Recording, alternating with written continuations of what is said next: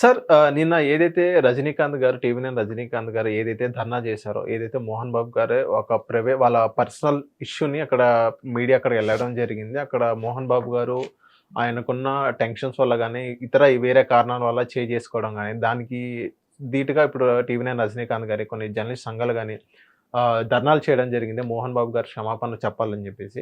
So, అది whole scenario చూసిన తర్వాత మీకేమనిపించింది సార్? రజనీకాంత్ గారు ఆరంగేట్రం చేయడానికి ఒక సువర్ణ అవకాశం కల్పించిన మోహన్ బాబు. హ్మ్. క్యాస్ట్ ఈక్వేషన్స్ బ్రహ్మాండంగా జస్టిఫై అయ్యాయి. ఈయనైతే లైమ్ లైట్లోకి వచ్చాడు, మళ్ళీ వచ్చి నేనున్నానని మహేష్ బాబు గారిలాగా ప్రూవ్ చేసుకున్నాడు. ఓకే, రెండోది నేనున్నానంటే నాగార్జున అండి, అలాగే ప్రూవ్ చేసుకున్నాడు. రెండోది మీరు ఒకటి గమనిస్తే, ఒక జర్నలిస్ట్ మిత్రుడికి, ఆ కెమెరామ్యాన్కి పుచ్చి పగిలేలా కొట్టిన మోహన్ బాబు యొక్క వ్యక్తిగతానికి ఈరోజు దాకా ఇచ్చిన అవార్డులన్నీ వెనక్కి తీసుకోండి. రెండోది, అది హేయమైన ఖండించదగ్గ చర్య. ఒక జర్నలిస్ట్ అడిగిన ప్రశ్నకి సమాధానం లేకపోతే పంచేంద్రియాలు మూసుకుని ఇంట్లో కూర్చోమనండి.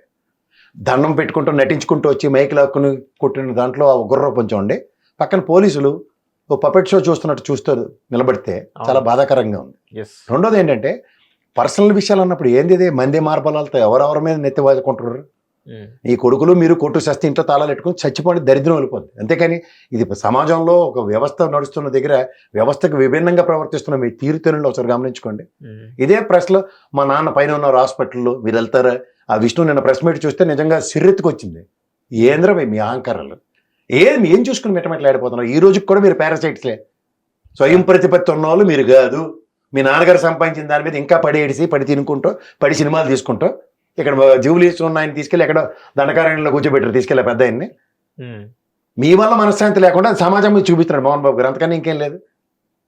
ఎవరికి ఉపయోగం? ఆ అమ్మాయిని పెళ్లి చేసుకున్న దగ్గర నుంచి రెండో అమ్మాయి పెళ్లి చేసుకున్నాడు మంచి మనోజ్, అక్కడి నుంచి దరిద్రం మొదలైంది, కొట్టు చేస్తున్నారు. క్యాస్ట్ పరంగా విపరీతమైన భావజాలాలు, క్యాస్ట్ భావజాలాలు ఉన్న వాళ్ళకి వేరేదే యాక్సెప్టబిలిటీ లేవు. లేనప్పుడు వచ్చే ఫ్రిక్షన్స్కి అడ్రస్ చేసుకోగలగాలి. లవ్ మ్యారేజ్లు చేసుకుంటే ఇంట్లో ఎలా ఉంటుందో అదే ఉంది వాళ్ళ కుటుంబంలో కూడా. పెద్ద తేడా ఏంటి? దాన్ని బయటకు తీసుకొచ్చి మా అందరికీ నెత్తివై కొడుతుంటే ఎట్లా కొద్ది? అవును సార్, అక్కడ ఫస్ట్ థింగ్ జర్నలిస్టులు కొట్టడం తప్పు. బహిరంగంగా క్షమాపణ చెప్తూ ఈ నిన్న వ్యవస్థ కొంచెం గట్టిగా వాళ్ళ మీద ఫుడ్ ఆన్ చేయాలండి. సినిమా వాళ్ళ మీద వీళ్ళు ఓవర్ యాక్షన్లకు ఎక్కడెక్కడ కత్తిరేస్తూ ఉండాలి. They lives in a falls illusion. ఏంటంటే క్యారవాన్లో ఉంటారు, సినిమాల్లో ఇంట్లో ఏమో ఏసీ గదుల నుంచి బయటికి రారు. వీళ్ళకి సమాజం మీద పూర్తి అవగాహన ఉన్నట్టు ఆ డైరెక్టర్ ఇచ్చిన మాటలన్నీ మాట్లాడుకుంటూ వీళ్ళు పెద్ద తోపు తురుముకాలను అనుకుని ప్రజల మీదకి వస్తారు.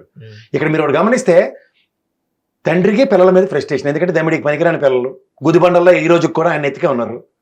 ఆయన సంపాదించిన దాంట్లో కళ్ళు గింజ తాగేది మూసుకుని కూర్చోడం మనిషి వీళ్ళకి పౌరుషాలు ఒకటి. మళ్ళీ ఫస్ట్ ఆఫ్ ఆల్ ఆ అబ్బాయికి దెబ్బ తగిలిన దానికి, రాంబాబు అతని పేరు, ఆ జర్నలిస్ట్కి ఫస్ట్ బహిరంగ క్షమాపణ చెప్తూ ఆ ఫ్యామిలీని మేము ఆదుకుంటామనో 3 ఫ్రాక్చర్లు పడ్డాయి, ఆ డాక్టర్ గారికి సాయం మేము అందిస్తాం, ఆల్రెడీ టీవీ నైన్ మేనేజ్మెంట్ సుహృద్భావ వాతావరణంలో వాళ్ళకి ఎక్స్టెండ్ చేస్తుంది, మేము కూడా మా వంతు సాయం మేము చేస్తాం అన్నది చెప్పడం బాధ్యత.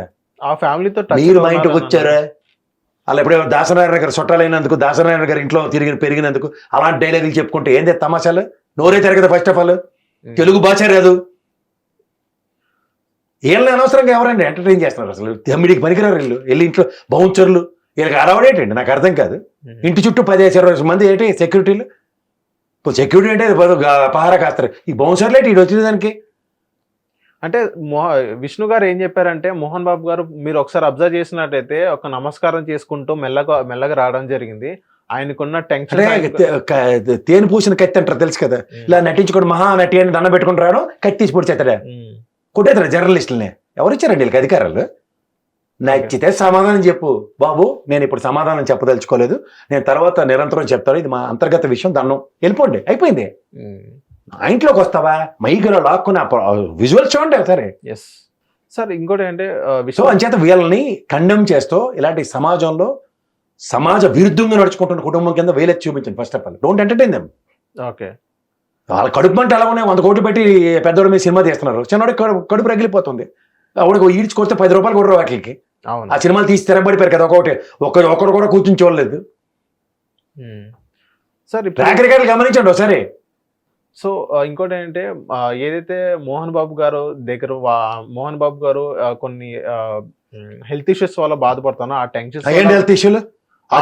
ఈయన కొడితేట కంటికి ఇంత గాయమైంది, మోచి ఇచ్చుకో దెబ్బ తగిలింది, పెట్టకథలు చెప్పడానికి అవన్నీ జడ్డి కథలు. వీళ్ళకి నిజంగా నిన్న పోలీసు వ్యవస్థ ప్రశ్నించకూడదు, అన్నప్పుడు ఆయన ఫస్ట్ క్లాస్ మెజిస్ట్రేట్ డిస్క్రిప్షన్స్ తీసుకొని వచ్చాడు ఆయన్ని. వెళ్ళి చచ్చినట్టు వెళ్ళి సమాధానం చెప్పుకున్నాడు సాయంత్రం. నోరు మూసుకొని ఉన్న వాళ్ళు బయటికి తగలండి, లోపల మీరే తండ్రి కొడుకులు కూర్చుని ఆడవండి అని చెప్పాను కమిషనర్ గారు.